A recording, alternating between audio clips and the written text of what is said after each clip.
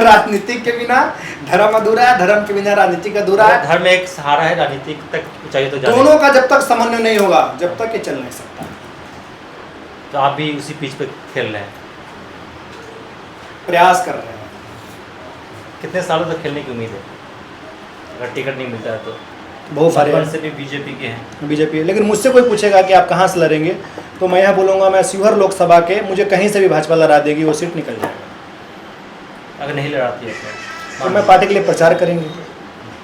हिंदुत्व छवि रहेगा या फिर सेकुलर रहेगा? नहीं, एनडीए मेरा छवि हमेशा राष्ट्रवादी रहा है और मैं हमेशा हिंदुत्व की छवि को लेकर चला हूँ और मेरा परिचय ही हिंदुत्व से रहा है, राष्ट्रवाद से रहा है। चलिए, क्या देंगे, क्या विजन है आपके पास? विजन बिहार में विकास का मुद्दा है। तो नीतीश कुमार तो विकास कर ही रहे हैं। विकास कर रहे हैं तो नीतीश कुमार जी को, नीतीश कुमार जी है कौन? आपका कुछ अलग हटका होगा या फिर नहीं हटका भाई, हर एक का नीति जीवन जीने की अलग है।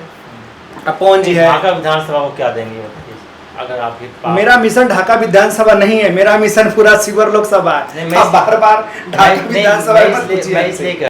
बिहार में कुछ ही दिनों के बाद चुनाव होने वाला है। ऐसे में कई ऐसे नेता हैं जो तीसरी बार अपनी किस्मत आजमाने के लिए मैदान में एक बार फिर आने वाले हैं। ऐसे में हमारे साथ शिवहर लोकसभा के पूर्व उम्मीदवार और बीजेपी नेता, साथ साथ कई संगठन, हिंदुत्व संगठन के बड़े नेता अखिलेश्वर दास। सबसे पहले आपका शुक्रिया। आपका भी खूब खूब धन्यवाद और आपके दर्शकों का भी खूब खूब धन्यवाद। आप पहले जो शिवहर लोकसभा के पूर्व उम्मीदवार रहे हैं, आप फिर से एक बार शिवहर लोकसभा के किसी न किसी विधानसभा में आने का मन बना रहे हैं, उसकी वजह क्या है? देखिए, लगातार 5 वर्षों से मैं शिवहर लोकसभा में एक्टिव रहा हूँ। कोरोना के समय से 2021 से यह परंपरागत सीट भारतीय जनता पार्टी का रहा और 3 बार से यहाँ पे सांसद आदरणीय रमा देवी जी रही है। और जब कोई भी राजनीतिक पार्टी में रहते हैं तो पॉलिटिकल जीवन है तो उसका विचार यही रहता है कि भाई भविष्य में चुनाव लड़ा जाए। तो जब मैं क्षेत्र में एक्टिव था और चुनाव लड़ने के लिए ही एक्टिव था, मैं लोकसभा का चुनाव था, लेकिन अचानक यह सीट एनडीए गठबंधन में चले गए। मैं पूरे क्षेत्र में इतना एक्टिव था कि कार्यकर्ताओं का कहना था महाराज जी आपको योगी जी लड़ना चाहिए। तो सभी ये कहने से मैंने उस समय चुनाव को लड़ा, लेकिन मैं पार्टी लाइन के खिलाफ कुछ भी कार्य नहीं किया। पार्टी लाइन के खिलाफ मेरा एक भी शब्द नहीं रहा। मेरा एक ही रहा कि प्रधानमंत्री जी नरेंद्र मोदी जी का ही समर्थन रहा। लास्ट में जब हमने देखा कि मुझे ज़्यादा एक्टिव होने से अगर एनडीए गठबंधन को घाटा होता है तो हमने 23 मई को रात में हमने समर्थन किया और हमारे समर्थन के बाद ही यहाँ पे एनडीए सीट अपना निकाल। लवली आनंद को आपने समर्थन किया और फिर लवली आनंद एनडीए को समर्थन किया हमने।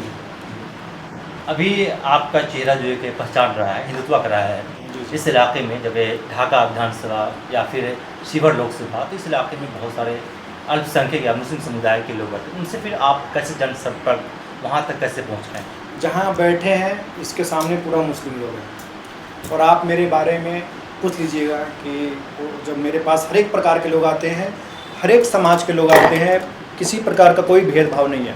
हाँ, मैं राष्ट्रवादी हिंदुत्व हूँ तो आप समझ सकते हो मेरा परिचय मेरे भगवा से है। राष्ट्रवादी या हिंदुत्व या वो तो राष्ट्रवादी हर कोई होता है, जो भी पैदा मेरा जो परिचय एक राष्ट्रवादी, मैं राष्ट्र के लिए कार्य करता हूँ, संघ से हम लोग स्वयंसेवक रहे हैं। तो एक हर एक का विजन रहता है। जैसे अगर आप मौलवी है तो आपका एक विजन अलग है, आप अपने धर्म के खिलाफ, धर्म के लिए, उसके लिए कार्य करेंगे। तो मैं सनातन हूँ, मैं साधु हूँ, तो मेरा पहला लक्ष्य रहेगा कि किस प्रकार हमारा धर्म मजबूत हो, राष्ट्र मजबूत हो। तो हर एक का सिस्टम जो अलग अलग है, लेकिन एक राजनीतिक जीवन में जो भी आता है सबका मान सम्मान बराबर है। आने वाले विधानसभा, कुछ ही वक्त में बिहार में विधानसभा चुनाव, क्या लगता है कहाँ से किस्मत आजमाने की तैयारी है? देखिए, मैं भारतीय जनता पार्टी का कार्यकर्ता हूँ। लोकसभा लड़ना मेरी मजबूरी थी, लेकिन विधानसभा लड़ना मेरी मजबूरी नहीं रहेगी। पूछिए क्योंकि मैं भारतीय जनता पार्टी का लीडर हूँ, शिवहर लोकसभा का लीडर हूँ। 6 विधानसभा आता और 6 विधानसभा में अगर पार्टी मुझ पर विश्वास करती है तो ढाका विधानसभा भी है पहले, क्योंकि मेरा एक गृह जिला है और यहाँ का मैं वोटर हूँ। लोकसभा में 10,000 लोगों ने हमें यहाँ पे मतदान किया है। चिरैया है, बगल में आपका मधुबन है। ये 3 विधानसभा में जहाँ से भी पार्टी अगर चाहेगी कि नहीं योगी अखिलेश्वर दास को लड़ना चाहिए तो बिल्कुल सहर्ष में। अगर पार्टी आपको टिकट नहीं देती है तो? नहीं देने का विषय, पार्टी कार्यकर्ता पार्टी के लिए काम करेंगे, उसमें कोई दो राय नहीं है। लेकिन चुनाव से पहले कार्यकर्ता के नाते सबकी इच्छा होती है कि भाई टिकट मिले, लेकिन उसके बाद जिसको पार्टी टिकट दे देती है, कार्यकर्ता का उसके साथ काम करना। आप साल भर बाहर रहते हैं, अचानक आते हैं, फिर चुनाव प्रचार, रोड रैली, आखिर क्या मैसेज देना चाहते हैं जो दूसरे नेता यहाँ पे पहले से काम करते हैं? नहीं, साल भर मैं बाहर नहीं, मैं बार बार मैं कहा हूँ कि एक तो बात मेरा जन्मभूमि यह है, मेरा कर्म भूमि महाराष्ट्र रहा है, मैं वहाँ का एक मठाधीश हूँ, मठ का, तो मुझे जाना पड़ता है, लेकिन मैं 15 दिन यहाँ पे मैं समय देता हूँ और 15 दिन महाराष्ट्र में समय देता हूँ। तो साल भर बाहर रहने का विषय नहीं। लोकसभा चुनाव के बाद 2-3 महीना मैं गायब था, उसके बाद कंटिन्यू कोई भी कार्यक्रम होता है मैं उसमें रहता हूँ। इस विधानसभा से बीजेपी के मौजूदा विधायक पवन कुमार जायसवाल हैं, वैसे माना जा रहा है कि वो ही दोबारा आएंगे, जीते हुए उम्मीदवार हैं। तो फिर आपका पसंदीदा जो विधानसभा क्षेत्र कौन सा होगा? देखिए, यहाँ से हमारे माननीय विधायक पवन जायसवाल जी हैं, क्लियर कट है, वो सीट भाजपा का जीते हुए हैं, उनको टिकट मिलना चाहिए, वो उनके हकदार हैं। चिरैया से लालबाबू प्रसाद जी हैं, गुप्ता जी है, उस पर बहुत सारे चर्चा चल रहा है, बहुत सारे से भी बीजेपी के हैं, बीजेपी। लेकिन मुझसे कोई पूछेगा कि आप कहाँ से लड़ेंगे, तो मैं यह बोलूँगा मैं शिवहर लोकसभा के, मुझे कहीं से भी भाजपा लड़ा देगी, वो सीट निकल जाएगा। अगर नहीं लड़ाती है तो मैं पार्टी के लिए प्रचार करेंगे। हिंदुत्व छवि रहेगा या फिर सेकुलर रहेगा? नहीं, एनडीए मेरा छवि हमेशा राष्ट्रवादी रहा है और मैं हमेशा हिंदुत्व की छवि को लेकर चला हूँ और मेरा परिचय ही हिंदुत्व से रहा है, राष्ट्रवाद से रहा है। चलिए, कुछ देर के लिए मान लिया जाए कि आपको विधायक बना दिया जाता है, लोग आपको विधानसभा का सदस्य चुन लेते हैं, तो आप इस क्षेत्र के लिए क्या करेंगे? इस क्षेत्र के लिए जो विकास का मुद्दा है, जब ढाका में अगर बात करते हो ढाका के लिए, तो जाम का बहुत बड़ी समस्या रहती है, सबसे बड़ा समस्या है। शिक्षक के लिए हम लोग को शिक्षा के लिए बाहर जाना पड़ता है, मेडिकल सुविधा जैसा होना चाहिए वैसा नहीं है। कुछ दिन पहले आपने देखा होगा, ये बरहवा में कुछ हुआ था, कहाँ, लहन ढाका में, तो एन टाइम पे यहाँ पे जो व्यवस्था होना चाहिए वो नहीं हो पाता है। तो शिक्षा के हित में मेन मनुष्य क्या चाहिए? रोजगार चाहिए, पढ़ने के लिए दवाई, शिक्षा चाहिए। के लिए आपके पास क्या बहुत और रोजगार के ऑप्शन, जब देखिए चुनाव से पहले नेता हर एक प्रकार की वादा करता है, हर एक विषय में चर्चा करता है, लेकिन वो उतना कर पाता नहीं है। आप उसी तो वो नहीं, वक्से पे नहीं हूँ, मेरे पास कलम तो है, मैं बार बार कहता हूँ, लेकिन कलम में स्याही जनता भरेगी। अगर भारतीय जनता पार्टी अगर टिकट देती है शिवहर लोकसभा में मुझे कहीं से भी, विशेषकर मेरा मांग, मेरी जो दावा रहेगी चिरैया पे रहेगा, चिरैया विधानसभा जो है उस पर मेरी दावा। क्या अभी कुछ हालिया कुछ दिनों बीते कुछ दिनों आपकी किसी बड़े नेता से बात हुई इसको लेकर?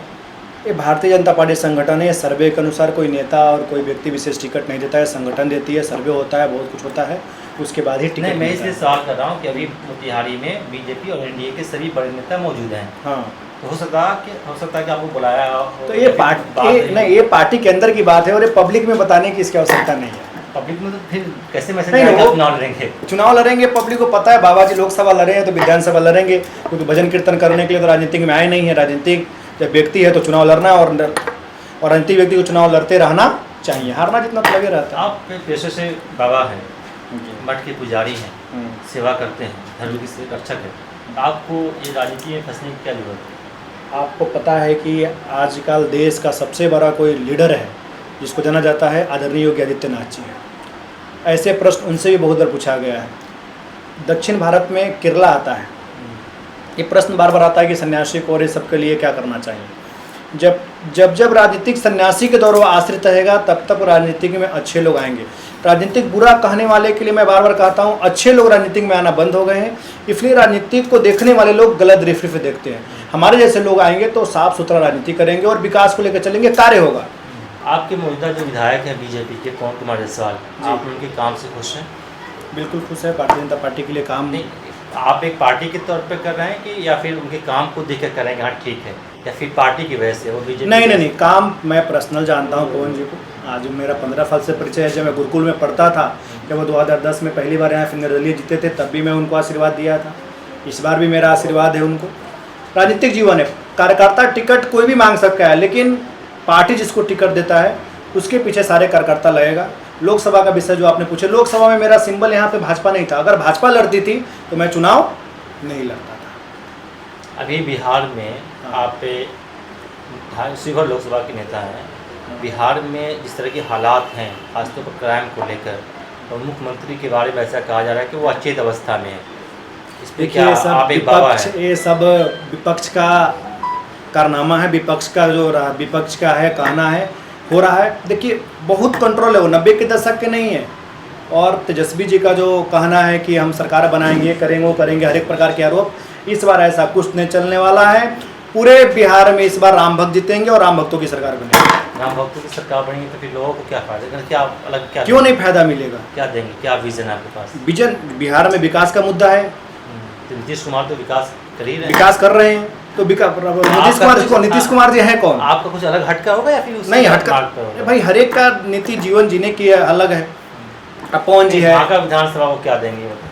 अगर आपके पास मेरा मिशन ढाका विधानसभा नहीं है, मेरा मिशन पूरा शिवर लोकसभा है। नहीं, आप बार बार ढाका विधानसभा मैं मत पूछिए मैं हमसे। इसलिए कह रहा हूँ हाँ। कि आप शिवर लोकसभा के पूर्व प्रत्याशी रहे हैं। जी जी जी जी। तो आने वाले वक्त में अगर विधायक जी जीतते हैं दोबारा पवन जायसवाल जी, तो उनसे कौन सा काम कराएंगे? तो उनसे जो यहाँ के हितों में होगा, जो यहाँ के लोकल लोग हैं, लोकल वोटर्स है, वो उनके से पूछ कर। लेकिन पवन जी ने हमेशा काम किया, जितना मुझे लगता है, जितना पवन जायसवाल ने जितना काम किया ढाका में, अभी तक किसी विधायक ने नहीं किया, जहाँ तक मेरा अनुमान है। पर्सनल मेरा व्यक्तिगत कुछ भी हो सकता है, लेकिन काम की दृष्टि से पवन जी ने क्षेत्र के लिए और इधर के लिए, इधर इस क्षेत्र में बोलते हैं तो जितना मेहनती वो लीडर है, मुझे नहीं लगता है कि जितना दौड़ते हैं वो दूसरा कोई हो सकता है। लोकसभा में तो ऐसी बात आई थी कि वो आरजेडी के पास भी गए थे। नहीं, अफवाह है महाराज, ये सब पॉलिटिकल बेस में बहुत सारी अफवाह उठती है, लेकिन वो भारतीय जनता पार्टी के और नेताओं विधायक है। नेताओं का कोई पार्टी नहीं होता, नेताओं का कोई धर्म भी नहीं था, इस बात को मानते हैं? राजनीति के बिना धर्म अधूरा है और धर्म के बिना राजनीति अधूरा ये है। बाबा जी नेताओं बोल का रहे हैं। धर्म है कि नहीं है, बाबा ये जी बोल रहे हैं सर। राजनीति के बिना धर्म अधूरा है, धर्म के बिना राजनीति अधूरा है। धर्म एक सहारा है, राजनीति तक ऊंचाई तो जाने। दोनों का जब तक समन्वय नहीं होगा, जब तक ये चल नहीं सकता।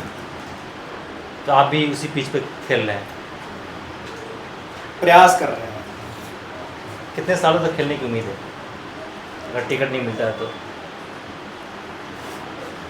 जब तक है खेलेंगे। अगर टिकट नहीं मिलता है, आउट हो जाते हैं तो? लोकसभा है 29 में, फिर वो लोकसभा में भी टिकट नहीं मिलेगा तो उसके आगे भी फिर लड़ा जाएगा राजनीतिक। तो अखिलेश्वर दास हमारे साथ 20 साल तक 4 बार लोग चुनाव लड़ते हैं, पर सक्रिय रहना सबसे बड़ी बात है। और सिर्फ चुनाव एक तो सेवा करने के माध्यम है, इसके लिए मैं इसमें तो बहुत बहुत धन्यवाद सर, आपने अपना कीमती वक्त हमारे लिए निकाला। ये थे योगी अखिलेश्वर दास, जो लोकसभा हुआ है उसमें उम्मीदवार थे, हालांकि लोगों ने इनको मौका नहीं दिया। अब ऐसी बातें सामने आ रही है कि ये आने वाले विधानसभा चुनाव में इनको बीजेपी जहां से मौका देगी वहां से चुनाव लड़ने के लिए तैयारी है, और अगर टिकट नहीं मिलता है इनको तो फिर ये बीजेपी के लिए काम करेंगे। बहुत बहुत धन्यवाद।